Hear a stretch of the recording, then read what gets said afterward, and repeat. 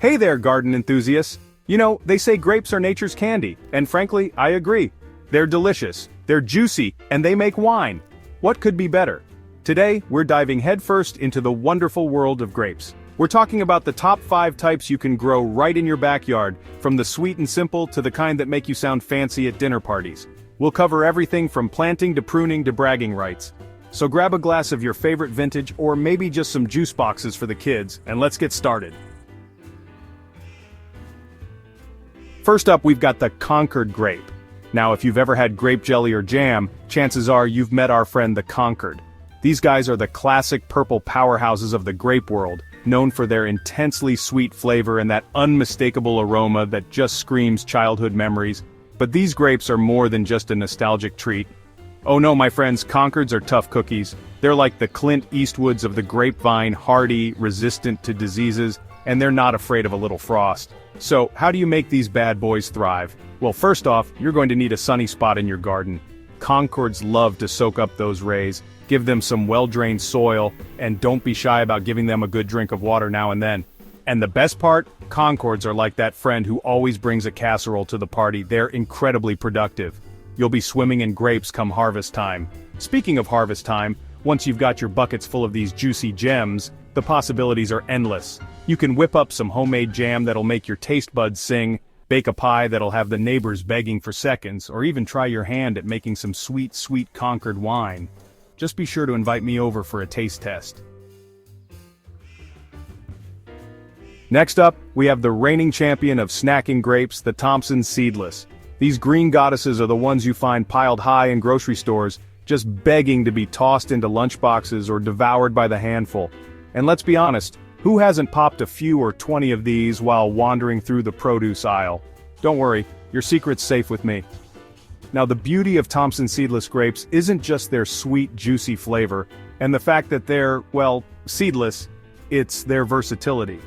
These grapes are like the Swiss Army knives of the fruit world. You can eat them fresh, obviously, but they're also fantastic in salads, smoothies, or frozen for a refreshing treat. And if you're feeling a little ambitious, you can even try your hand at making your own raisins. Growing Thompson Seedless grapes is about as easy as, well, eating them. They're relatively low maintenance and adapt well to a variety of climates. Just give them plenty of sunshine, well-drained soil, and a little bit of love, and you'll be rewarded with an abundance of these sweet treats. Now let's talk about the grape that needs no introduction, Cabernet Sauvignon. This is the George Clooney of the grape world. Smooth, sophisticated, and always a good idea. Cabernet Sauvignon grapes are the backbone of some of the world's most beloved red wines, known for their bold, complex flavors and aging potential. But here's the thing about Cabernet Sauvignon, it's not just for fancy wine cellars and Michelin-starred restaurants. You can grow these beauties right in your own backyard and impress your friends with your sophisticated palate. Imagine their faces when you casually mention that you're serving a Cabernet Sauvignon that you grew yourself. Priceless. Now, growing Cabernet Sauvignon grapes does require a bit more attention than your average table grape. They prefer warm climates, well-drained soil, and a bit of TLC when it comes to pruning and training. But trust me, the reward is well worth the effort. A glass of homemade Cabernet Sauvignon made with grapes you nurtured from vine to bottle, there's nothing quite like it.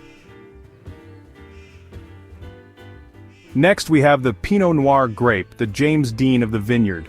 It's a little bit moody, a little bit finicky, but oh so rewarding when treated right.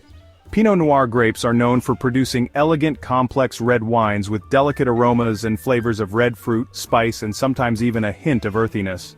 They're the kind of wines that make you want to sit by a fireplace, ponder the meaning of life, and maybe write a poem or two. But here's the catch. Pinot Noir grapes are notoriously difficult to grow. They're like that high-maintenance friend who only drinks imported water and needs a personal assistant to book their hair appointments. They're sensitive to heat, prone to diseases, and they require meticulous care and attention. But hey, that's what makes them so special, right? If you're up for the challenge, growing Pinot Noir grapes can be an incredibly rewarding experience. Just be prepared to put in the time and effort. These grapes demand patience, precision, and maybe even a little bit of therapy. But when you finally pour yourself a glass of your very own Pinot Noir, you'll know it was all worth it. Last but not least, we have the Muscadine grape. the belle of the ball down south. These grapes are native to the southeastern United States and are known for their thick skins, large seeds, and intensely sweet, musky flavor. Think of them as the life of the party, bold, a little bit wild, and always memorable. Muscadine grapes are also incredibly good for you. They're packed with antioxidants, vitamins, and minerals, and they've been linked to a whole host of health benefits. So, not only are they delicious, but they're practically a health food. Well, almost. Growing muscadine grapes is a bit different than growing other types of grapes. They prefer hot, humid climates, and they're not afraid of a little humidity. They're also vigorous growers, so be prepared to give them plenty of space to spread out. But trust me, once you taste these southern delights, you'll be hooked. And there you have it, folks. 5 types of grapes that will not only beautify your garden but also provide you with delicious fruits and wines. Happy gardening, and don't forget to subscribe for more tips and tricks. So go forth, my fellow grape enthusiasts, and create your own backyard vineyards. Experiment with different varieties, try your hand at making your own jams, jellies, and wines, and most importantly, have fun with it. Who knows, you might just discover a hidden talent for viticulture. Thank you for watching. Don't forget to like and subscribe. Stay healthy, my friends.